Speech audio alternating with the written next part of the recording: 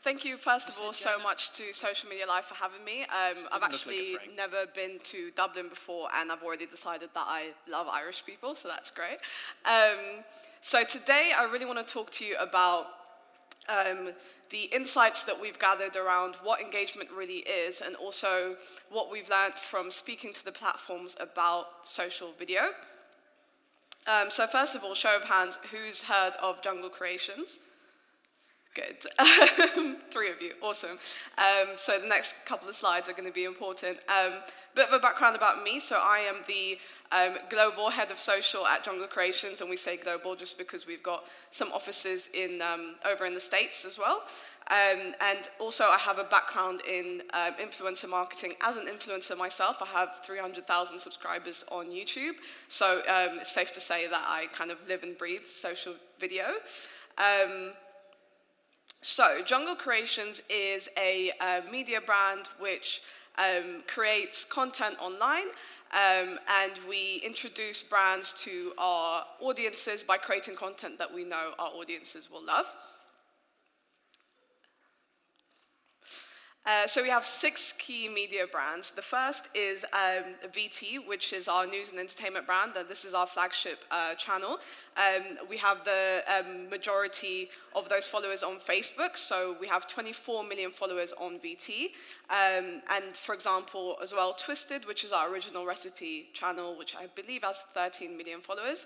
And then we also have some more kind of like niche channels. For example, 49 is our women's interest media brand, and then also, for example, Level Fitness, which is our fitness brand, as you can guess. So in total, we have 85 million followers. Now, as I said, this exists primarily on Facebook, but we've also got a substantial audience on Instagram, and we have just started to build out our audience on YouTube as well.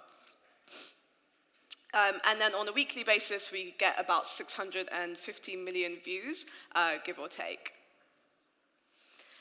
We've also had the pleasure of working with these brands. I had to put that in there because my sales team insisted. But we also, in 2018, we are the most viewed media partners.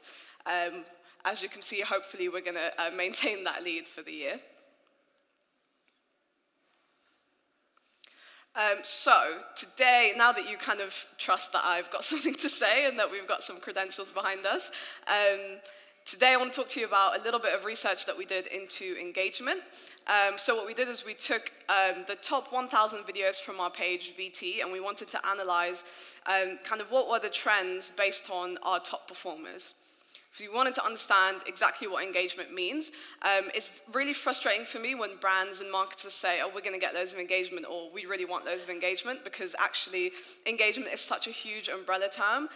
There's so many different ways to define engagement, and there's so many different things that you can say, classify as an engagement. For example, sharing, commenting, reacting, liking a video, you know, even talking about a video in kind of a real life situation can count as an engagement. So what does it really mean, and how can we define that? So what we kind of have discovered through our research is that there are 2 main aspects of engagement. The first is to do with identity, and the second is to do with relationships. So let's kind of break down what this really means. So how we translate this into engagement. So it's worth noting as well that this research we've done primarily on Facebook. So it's a lot about how these engagements then go on and allow that video to be viral, as we like to say. So when it comes to identity, that translates into sharing, and for example on Twitter, retweeting. That's kind of an interesting one, because when we hear the word share, we assume that it's about other people, when actually sharing is a lot more about us and our personal identity and what we want to say to other people about ourselves. And when it comes to relationships, it's about tagging people in comments. So the majority of Facebook comments are people tagging each other in them, and that's about the relationship between me and the other person in my Facebook network. So how this translates into content, when it comes to the identity element, the content then becomes a way for the audience to say something about themselves to their network. So If I share a piece of content that I care about, I'm trying to tell my network that this is something that I care about. When it comes to the relationships, your content then becomes the connection between the two people in that network. So whether that's friends, family, colleagues, anyone in your network, that content then becomes the facilitator of that connection. So I'll give you a few examples to clarify.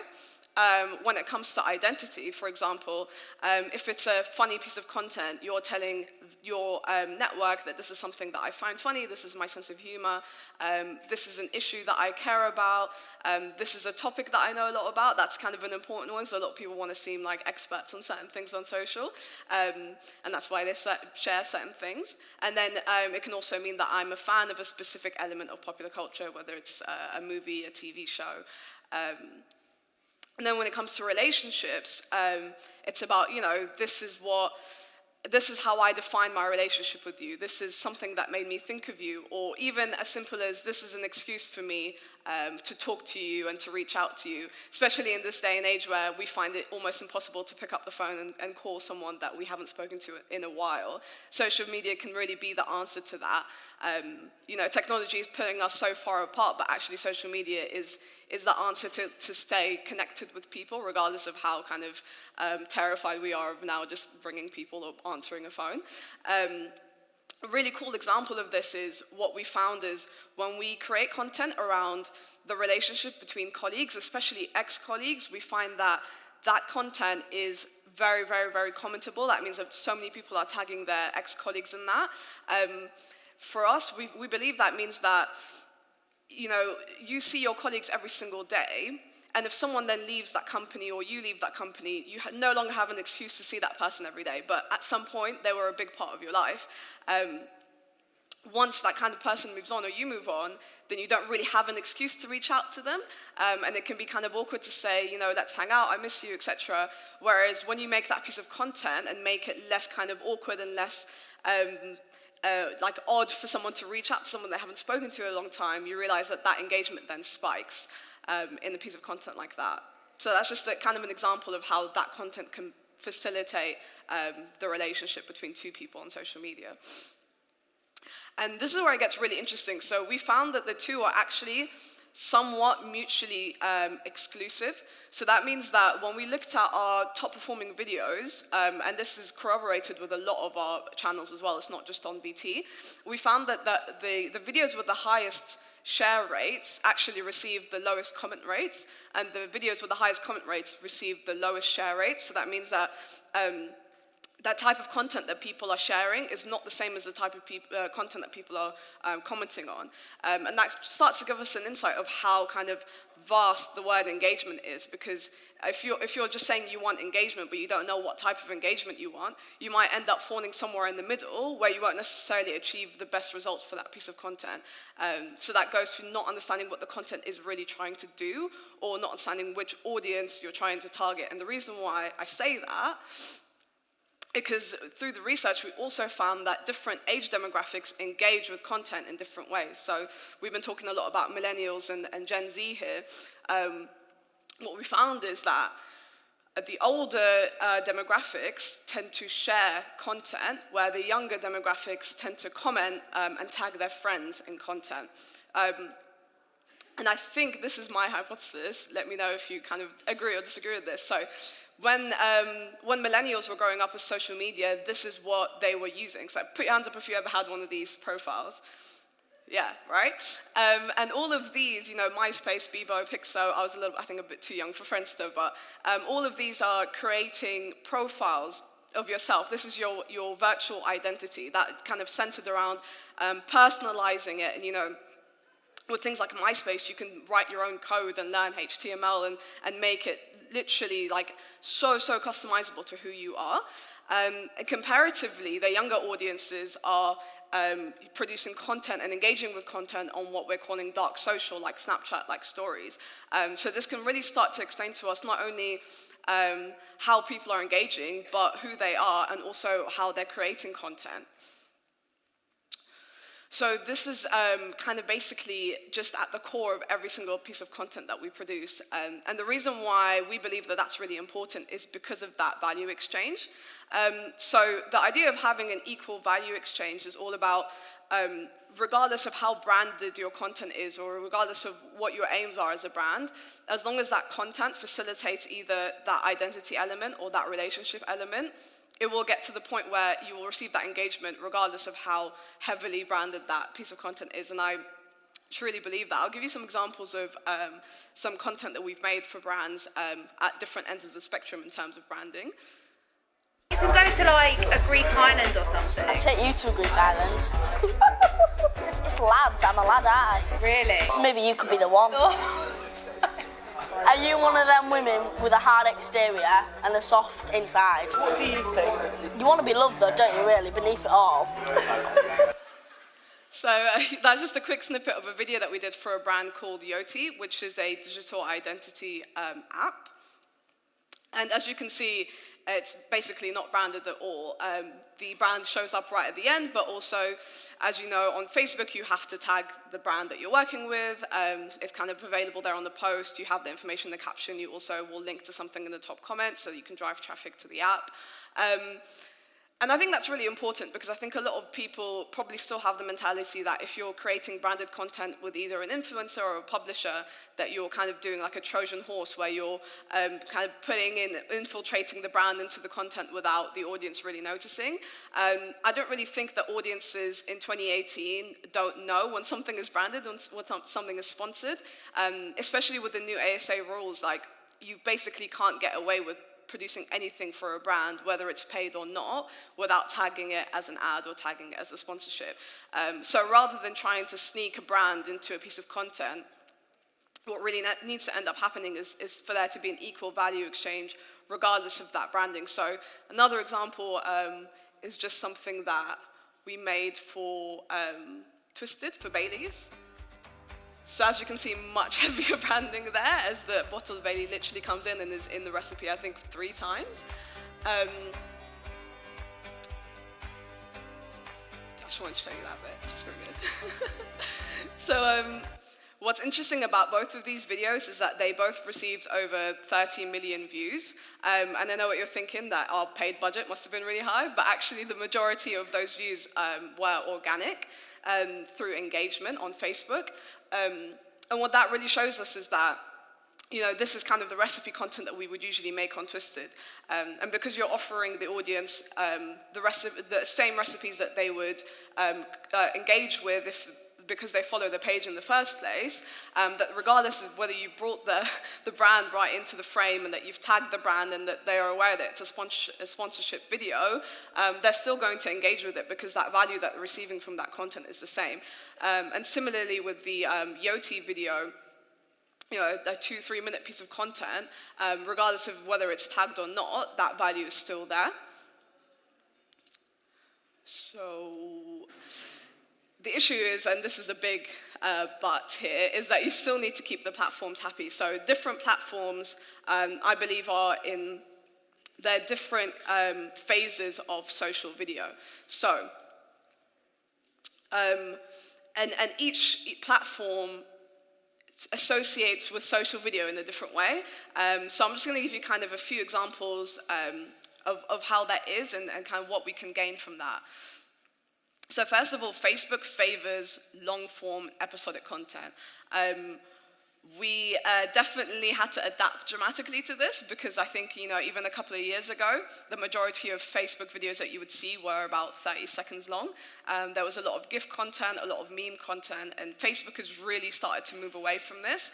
And a big reason for that is the monetization aspect. So earlier this year, Facebook rolled out monetization for the UK on videos, and what that means is that videos need to be at least 3 minutes long, where the mid-roll ad comes in after 1 minute of the video.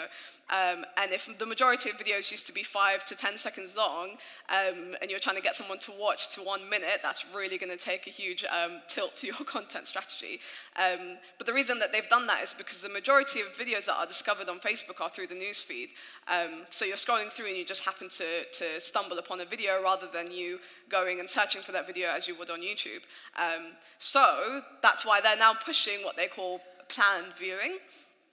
And what this is when you use the search function on the platform itself to either search for a publisher, a brand, or a specific video. And the reason why this is so important for them is because when you do search for that video, what they do is they serve you a pre-roll ad. So no longer do you have to then get that person to watch the whole first minute and then watch the ad and then watch the rest of the video. If they're planning to see that video and it's monetized, they will serve them a pre-roll ad because they know that that's something that they've already clicked on and they've already invested the time into viewing that video. Again, this is mainly about monetization, and kind of I think the overall overarching goal for Facebook is to be the kind of destination for original programming, which, as we know, is a space that's currently consumed by YouTube, and we know that Facebook is really going for the jugular with that, with Facebook Watch, even IGTV to an extent. So that's kind of what Facebook is really aiming to do is that long-form content, and that's why now we've seen that basically Facebook has told us that if your video is under 1 minute, it's going to be detrimental to your page. So long-form content. So a top tip, I guess, for this is, oh, that's the wrong button. The top tip for this is that comments will weigh heavier algorithmically due to their link with higher view rates. So if I share a piece of content to my network, even though my network can be 300 people, the likelihood that someone is going to view that video compared to that reach of 300 is much lower. When I tag someone in a video directly, you're much likely to then click on that notification and view that video. Facebook has also said that planned viewing is about receiving a notification and clicking on something. So for example, if I'm following someone or if someone's tagging me in something, that's what they consider planned viewing because you've clicked on something to view it rather than just stumbled upon it on your newsfeed. But what we've also seen through the research is that because of those reasons, when the comment rate is high, the view rate is also high, even if the reach is not as high. And because we know that Facebook want long-form content and they want past 1 minute completions, this means that comments then ultimately become weighted higher in the algorithm. So probably aim for comments if you're developing a Facebook strategy. When it comes to YouTube, and I view YouTube quite differently because I don't believe that YouTube is really a social network as much as Facebook or Twitter is. I think that they've attempted to do that a lot, especially with Google Plus a few years ago, but I don't think that they've necessarily been that successful at that. So in my mind, the best strategy with YouTube is about the search function, it's search optimization. We've seen in the last few years social media networks taking back control of the content that it serves to its audiences rather than it being a chronological order. They want a lot more control of what the audience views. And I do believe that that is to do with the user experience, regardless of what kind of our biases are. But that does mean that if you have a high subscriber count, it doesn't necessarily mean that every single one of your videos is going to be viewed or sent to those subscribers. So the best strategy with that is to be optimizing the SEO. And that means looking at the metadata, looking at the best practices for what you title the video, the description, subtitles, all of those things are going to be increasingly important. If you guys don't know, I'm sure you all know that YouTube is the second largest search platform on the internet, second only to Google, which owns it. And actually, if you Google something, YouTube videos do come up in the results as well. So it's becoming so important for search to be a primary part of the YouTube strategy. And also, an interesting piece of insight is that when other websites link your videos in their articles or on whatever page that they're linking to, YouTube views that as a kind of news and therefore favors the way that it's ranked and suggested, because if it's news, it wants to get it out to the audience as quickly as possible.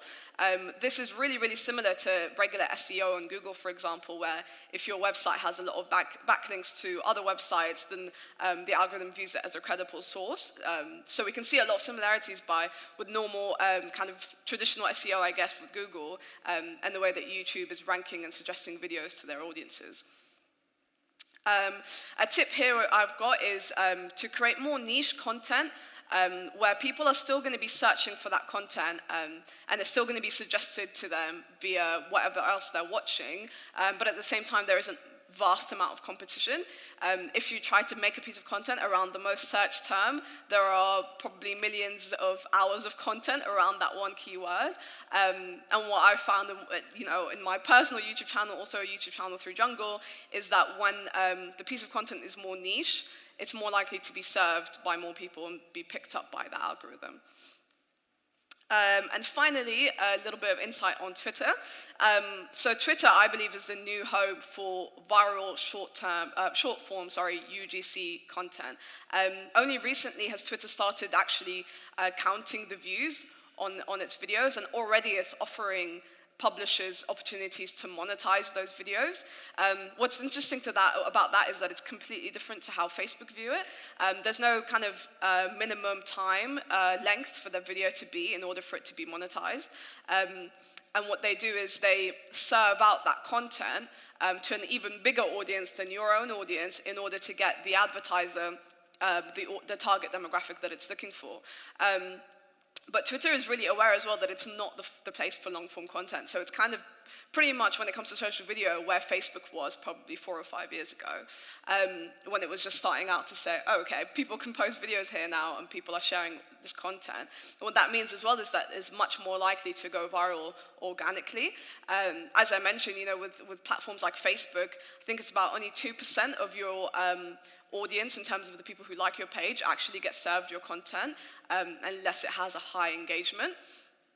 Whereas with Twitter, it still has a huge, huge reliance on the news feed. So it's only just now started to curate content through Moments, but the majority of the audience is very dependent on the news feed. So if stuff gets retweeted, it's much more likely to just go viral, no matter how many followers that you've got. But what's really important with Twitter is that it's not about just creating totally new original content, it's about joining in with those conversations, and it's much easier to be able to then go viral on Twitter if you're already a part of a conversation that people are already talking about that already exists. But it's also really important to know kind of what the viral trends are, what the viral memes are, in order to communicate with Twitter users on their level. I mean, every other day there's kind of a new trend or a new meme or a new joke on Twitter that, unless you kind of know 5 different memes, you might not understand. So keeping up with how people are communicating on Twitter is really important, especially as it changes so dramatically every day. But yeah, it's much easier to keep up with those conversations and join in on them rather than attempt to start your own conversation on Twitter. And that's it. Any questions? I've got 2 minutes. Yep, go ahead.